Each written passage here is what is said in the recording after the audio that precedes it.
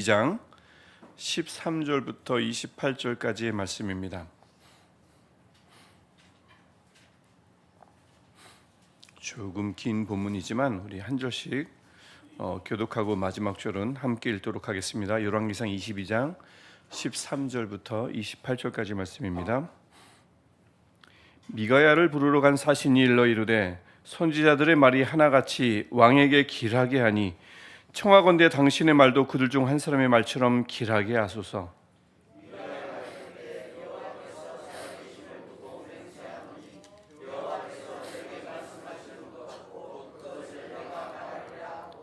이에 왕에게 이르되 왕이 그에게 이르되 미가야야 우리가 길랏 라못으로 싸우러 가랴 또는 말랴. 그가 왕께 이르되 올라가서 승리를 얻으소서. 여호와께서 그 성읍을 왕의 손에 넘기시리이다.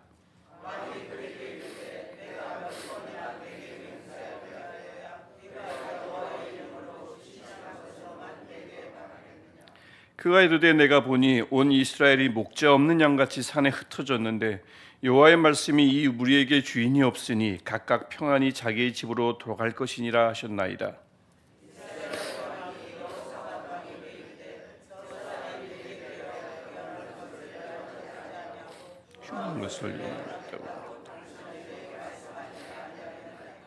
미가야가 이르되 그런즉 왕은 여호와의 말씀을 들으소서. 내가 보니 여호와께서 그의 보좌에 앉으셨고 하늘의 만군이 그의 좌우편에 모시고 서 있는데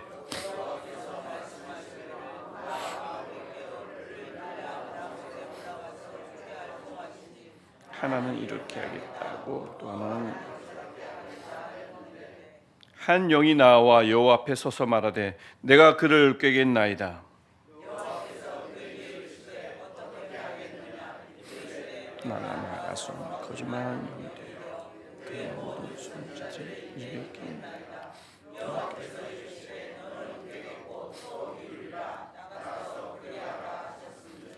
이제 여호와께서 거짓말하는 영을 왕의 이 모든 선지자 입에 넣으셨고 또 여호와께서 왕에 대하여 화를 말씀하셨나이다.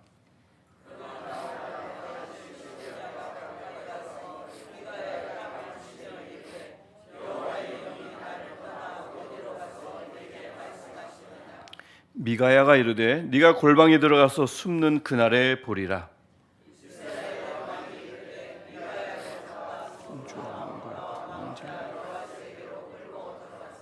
말하기를 왕의 말씀이 이놈을 옥에 가두고 내가 평안히 돌아올 때까지 고생의 떡과 고생의 물을 먹이라 하였다 하라. 미가야가 이르되 왕이 참으로 평안히 돌아오시게 될진데 여호와께서 나를 통하여 말씀하지 아니하셨으리이다. 또 이르되 너희 백성들아 다 들을지어다 하니라. 아멘. 좀 본문이 길어가지고 조금 힘에 붙이지 않으셨나 모르겠습니다. 우리 어제 나눴던 말씀 제목이 누가 여호와 같은가였습니다. 미가의 이름이 뜻하는 의미였습니다. 살아가다가 이 질문이 종종 우리에게 불현듯 다가올 때가 있지 않나 싶습니다. 그럴 때마다 지금껏 살아봤어도 또 아무리 생각해봐도 하나님과 같은 분은 없다라는 고백이 살면 살수록 생각하면 생각할수록 더 그 고백이 잦아지고 깊어지고 또 확실해지는 은혜가 있었으면 좋겠습니다.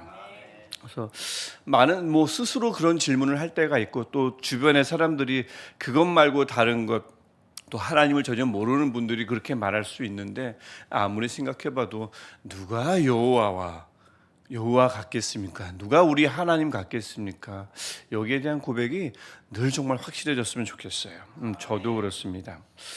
여러분 우리가 살아가면서 만나는 사람이 제법 많죠. 산다는 것은 선택의 연속이다라고도 하지만 또 만남의 연속이기도 합니다. 이런 사람을 만나고 저런 사람을 만나고 물론 그런 만남이 스쳐 지나가는 만남도 있기 때문에 다 의미 있는 만남이라 보기는 어렵지만 때로는 참 의미 있는 만남, 유의미한 만남일 때가 있습니다. 특별히 서로가 그 만나는 사람들이 서로가 그리스도인일 경우 그 하나님의 섭리가 담겨 있을 때가 있다라는 생각이 들 때가 많습니다.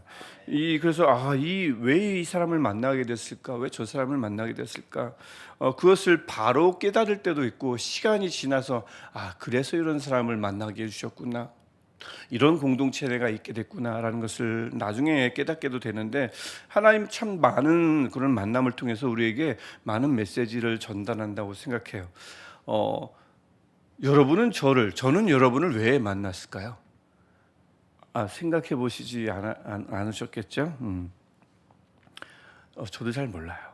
이제 지나다 보면 그분은 또 이래서, 저분은 이래서 또 이렇게 만나서 하나님이 이렇게 또 말씀하시고 이끌어 가시려고 또 만나게 하셨구나라는 생각을 뭐 바로 들 때도 있지만 시간이 지날수록 그게 더 확실해질 수도 있을 것 같습니다.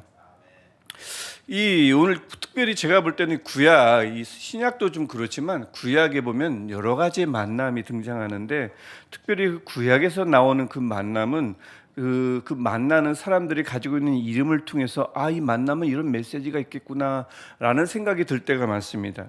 이 아합 역시 마찬가지라고 볼 수 있는데요.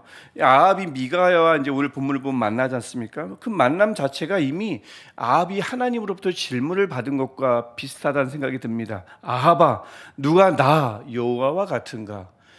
이 미가야를 만나면서 그 질문을 만나는 게 아닌가 싶습니다. 그렇다면 아합이 제대로 대답했어야 되는데 그 질문을 대답하지 못할 뿐만 아니라 그의 삶을 보면 그 질문에 대한 관심이 전혀 없었던 것을 알 수가 있습니다. 또 오늘 앞서 이 아합이 여호사밧도 만나지 않습니까? 여호사밧의 뜻은 여호와께서 심판하신다라는 뜻입니다. 똑바로 살지 않으면 큰일이다라는 메시지를 여호사밧을 만나는 그 장면을 통해서 독자들이나 아니면 그 상황 속에서 사람들에게 하나님께서 말씀하실 수 있다라는 생각을 하게 됩니다. 하지만 아합은 거기에 대해서도 제대로 반응하지 않죠.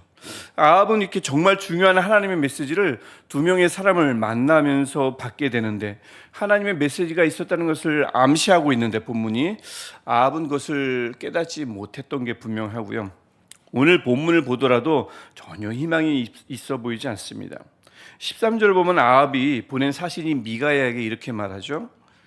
400여 명의 선지자가 다 길하게 예언했는데, 즉 길르앗 라못을 취할 수 있다, 정복할 수 있다, 할 수 있다. 좋은 메시지죠. 그런 메시지를 400여 명의 선지자가 한결같이 말했는데, 미가야 당신도 그들처럼 길하게 예언하소서라고 청합니다. 요청하죠. 근데 14절을 보면 그런 요청이 미가야에게는 어림도 없었습니다. 14절을 보니까 여호와께서 살아계심을 두고 맹세하노니 여호와께서 내게 말씀하시는 것 곧 그것을 내가 말하리라. 확고합니다. 예언자로서 그 예언의 기본 속성을 꼭 붙잡고 있습니다. 예언이라는 것은 오직 하나님으로부터 오는 것이거든요. 사람이 요청한다고 할 수 있는 것이 아닙니다. 사람이 정해줄 수도 없어요. 내용을 정해줄 수도 없어요. 저 이게 필요한데 이걸 좀 말씀해 주십시오라고 한다고 해서 할 수 없는 게 예언입니다. 그러니 미가야는 다른 사람들이 다 할 수 있다, 해낼 거다라고 얘기했어도 그런 분위기에 편승해서 얼렁뚱땅 맞습니다, 옳습니다라고 얘기할 수 없었던 거예요. 진정한 예언자죠. 진정한 선지자입니다. 진정한 말씀 선포자입니다. 그래서 그가 아방에 나와서 처음에는 건성으로 15절을 보면 그래요, 여호와께서 그 성읍을 왕의 손에 넘기겠지요 라는 뜻으로 예언을 하지만, 아합이 16절에서 용케도 그게 진실이 아니라는 것을 파악합니다. 그럼 제대로 말해달라고 얘기하자 17절을 보면 양들이 목자를 잃어버리고 각자 평안히 자기의 집으로 돌아갈 것이다 라고 제대로 예언합니다. 즉 아합은 죽게 되고 남은 사람들이 뿔뿔이 흩어져서 집으로 귀환할 것이라는 참 예언이었습니다.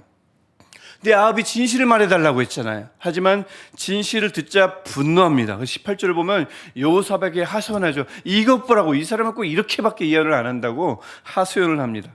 진실을 말해달라고 해서 진실을 얘기했는데 화가 난 거죠. 그 말은 뭐겠어요? 아합은 애초에 진실에 대한 관심이 없어요. 그냥 자신의 생각, 자신의 계획에 맞장구 쳐주는 예언, 말씀이 필요했던 겁니다. 그 말을 안 해주자 화가 난 거죠.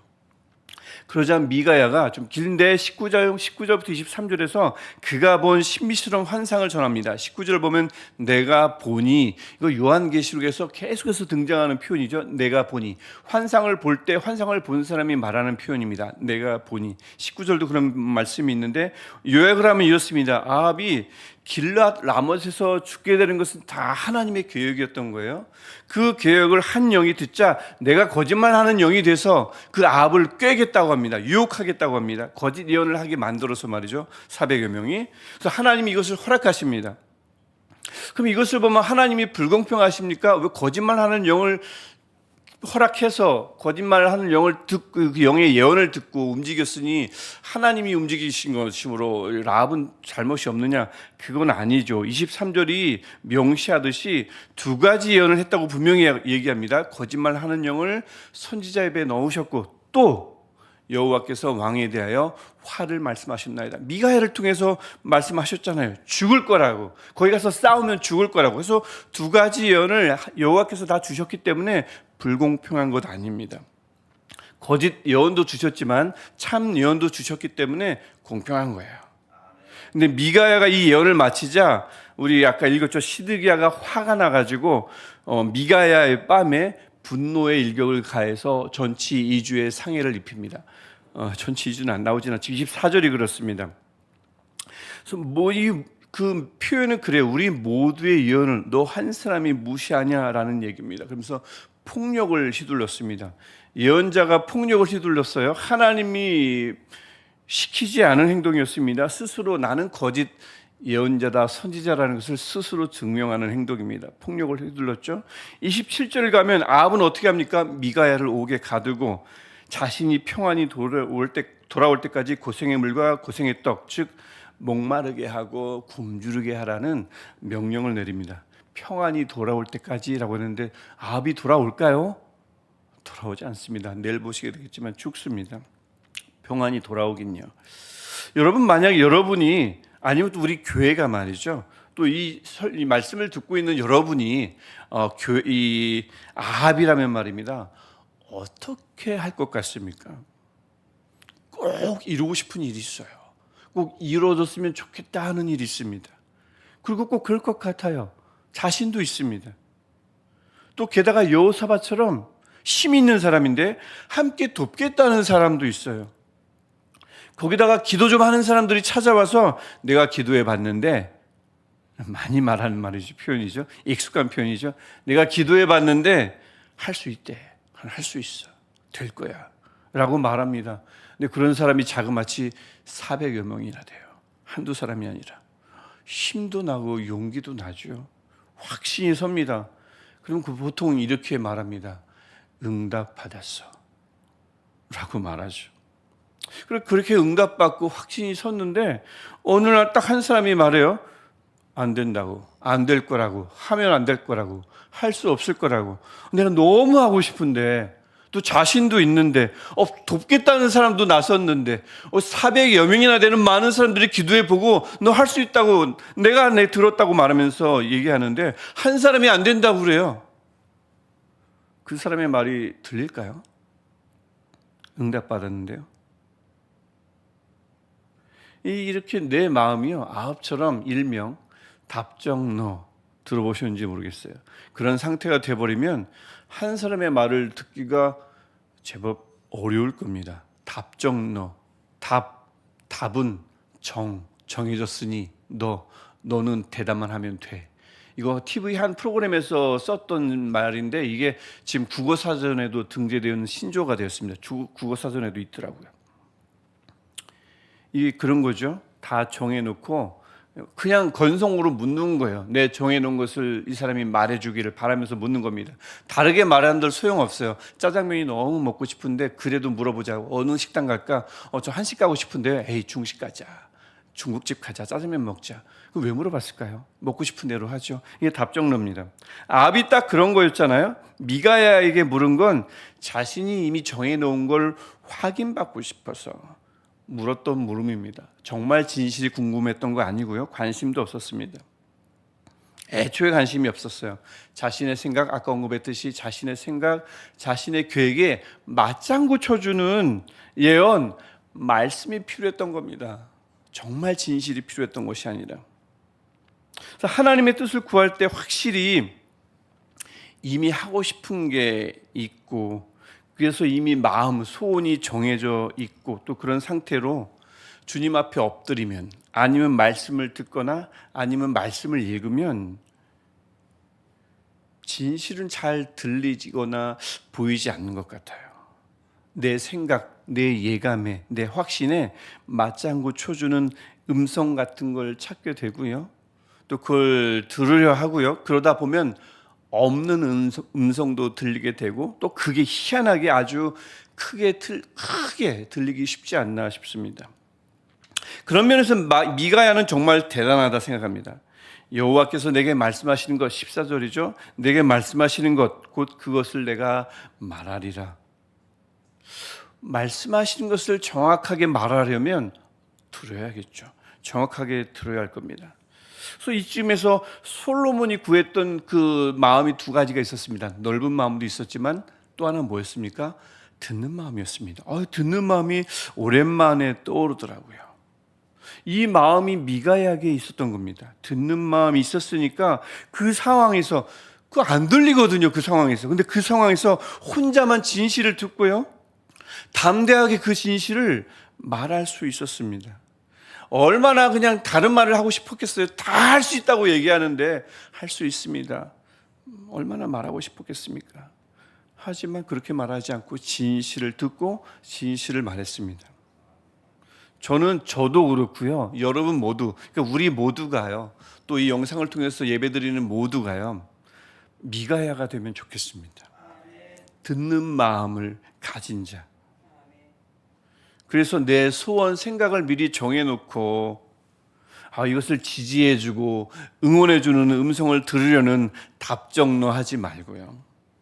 아무리 상황이 모조리 긍정적이라 하더라도 이건 응답이야. 아무리 환경이 열렸다 하더라도 이건 하나님의 뜻이야. 성급히 단정하지 말고요.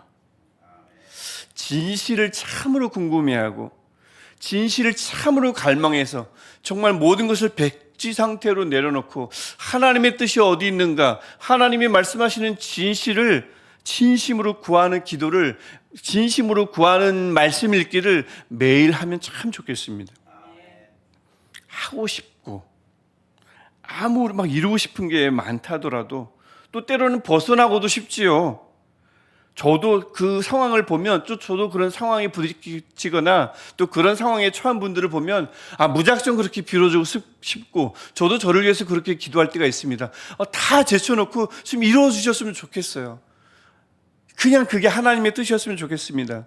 그럴 때가 왜 없겠어요. 있지만 그럴 때마다 이게 다 연약하고 조급한 사람의 뜻이라고 솔직하게 겸허하게 고백하고, 완전하신 하나님의 뜻을 구하는, 완전하신 하나님의 계획을 온전히 구하는 저와 여러분이기를 축복합니다. 그래서 진실의 말씀을 듣는 우리의 삶, 우리 교회 전체였으면 좋겠어요.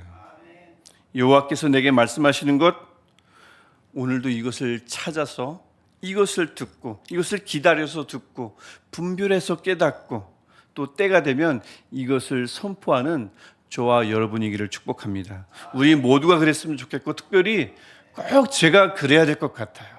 정말 제가 그래야 될 것 같습니다. 그래서 우리 교육자들을 위해서, 또 저를 위해서 꼭 그런 미가야와 같은 사람이 될 수 있게 해달라고, 그렇게 되어가게 해달라고 기도해 주시기를 부탁드립니다.